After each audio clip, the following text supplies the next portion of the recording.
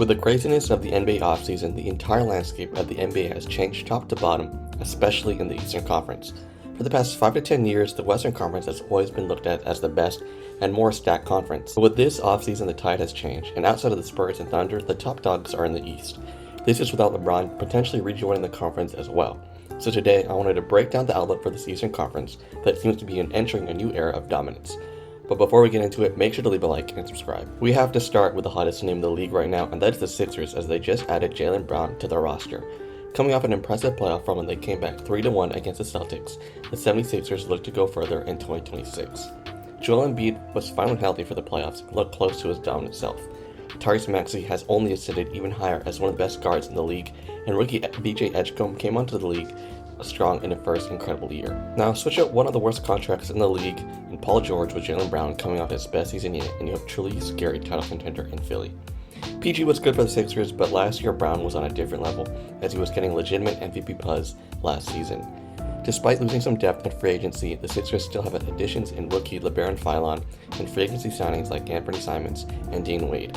There are definitely some other concerns with the fit and defensive depth, but overall Philly should be considered as one of the favorites to come out of the East. On the flip side, it was a very questionable head-scratching move by the Celtics to say the least.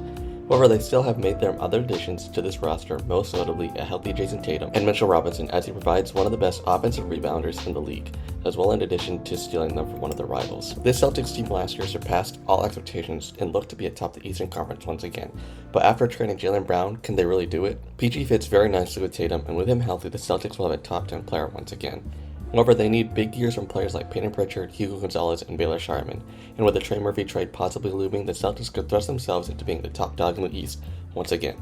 But we shall wait and see. The reigning champs, coming off one of the most dominant playoff runs in recent NBA history, look to do it again and top the East. The Knicks have managed to keep their core intact, only losing Mitchell Robinson to the Celtics. With a magical historical run, the Knicks have stamped their name in NBA history and earned their stamp of respect in the East. Jalen Brunson has now been stamped as one of the best guards in the league and one of the best players in the East. Cat will now be remembered in NBA history, and he proved that he is one of the second options in the league. The overall depth the Knicks hold alongside star head coach Mike Brown make them a tough team to bet against in the East. Despite all the changes to the conference, the Knicks should once again be one of the best teams. The Raptors just came off an impressive 7-game series, pushing the Cavs in 7 in the first round. Their team defense was fun to watch, and it was disruptive, and Scotty Barnes played out of his mind. Colin Murray Boyles looked incredible as well, and they did all this while missing IQ the entire series. Now replace Brandon Ingram with Kawhi Leonard, and you have a serious Eastern Conference title contention in Toronto. Outside of the storyline of Kawhi coming back to the Raptors, this move legitimately makes them one of the best favorites to come out of the East. They rarely sacrifice any of their depth, and their defense is upgraded while being one of the best in the league. Their versatility with Barnes, Kawhi, and CMB will be a joy to watch. The offensive side, the Raptors now have a legitimate number one scorer as Kawhi is coming off his best offensive season yet. Kawhi fits like a glove in Toronto on and off the court, and with the possibility of making more moves in the internal development of CMB, the Raptors could be my favorite to come out of the East this year. The Heat finally got their big fish in Giannis with a blockbuster trade that kickstarted this entire offseason. Giannis, now paired with Bam and Coach Bo, look to take the Heat back to the finals for the first time since 2023. Giannis finally gives them their megastar that he has been searching for forever, as they legitimately have a top 4 player in the world on their roster. They haven't had this type of superpowers since LeBron, but after gutting quite a bit of their roster to acquire Giannis, they still need to find depth to be in serious contention in the East. There are also questions about how their half-court offense will work, but this defense will be fun to watch. They lost Norman Powell to the Bulls, who had a career with them, but they were able to retain Andrew Wiggins. With names like Bradley Beal potentially coming to South Beach to play with Giannis, that he could get adequate role players around their new star duo. A team with Giannis can always go far in the playoffs, and now paired with Bam, the East could be in trouble if the Heat can fill out this roster. Coming off a number 1 seed campaign and the best season in franchise history in a very long time, the Pistons look to be continuous threats for the foreseeable future. Cade Cunningham broke out last season into a superstar and arguably a top 5 player in the league. He had an incredible postseason as well, just losing to the Cavs in 7. They traded for a shooter in Isaiah Joe, giving the Pistons much needed shooting and offense. However, co-star Jalen Duren was absolutely terrible in the playoffs, as Paul Reed played over him in critical spots. They are currently in a bit of a bidding war on contract negotiations, and it's unclear whether he will resign with the team. But there have been rumors of KD coming to the Pistons, and if that happens, the Pistons will be deadly and a serious contender in the East as they finally get their offensive punch they desperately need. Regardless, the former #1 seed is no slouch in the East, and I expect them to be a true threat as well. Tyrese Haliburton missed the whole season last year due to an Achilles tear he suffered in Game 7 of the 2025 NBA Finals.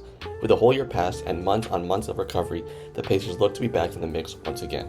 This time with their new center, Ivica Zubac, giving Tyrese the perfect pick-and-roll player he can play with. Their magical run in the 2025 playoffs will never be forgotten, but after a year being removed, can the Pacers repeat that once again in the East? With some slight improvements around the edges by adding Kelly Oubre, can the Pacers formula top of the East once again? I do believe they have a puncher's chance. Lastly, the Cavs, who got swept in the conference finals, look to be falling from grace. We know they're big four, but is it time to move on from Allen, maybe even Mitchell?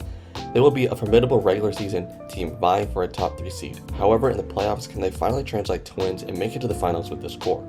But in recent developments, they are the favorites to land Ohio legend LeBron James for a homecoming return on what could possibly be his last year in the league.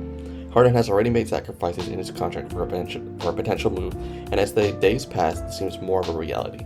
LeBron joining the Cavs would not only be great for the storyline, but it'd be a perfect fit for the Cavs as well, giving them the small forward they've been looking for ever since he left.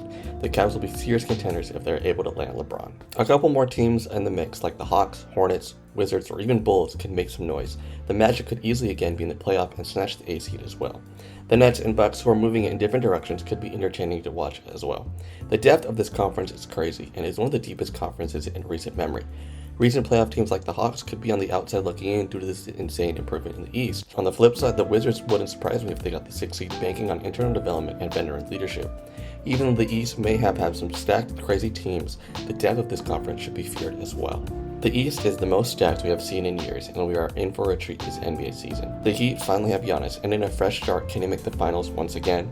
The Boston-Philly rivalry only heated up 100 more degrees as they have 2 top contenders. Will Kawhi's Toronto return be a success, and could LeBron come back to the East? There are so many storylines, exciting players, and new faces to turn the East upside down into one of the best conferences they've had in years. If you enjoyed this video, make sure to leave a like and subscribe.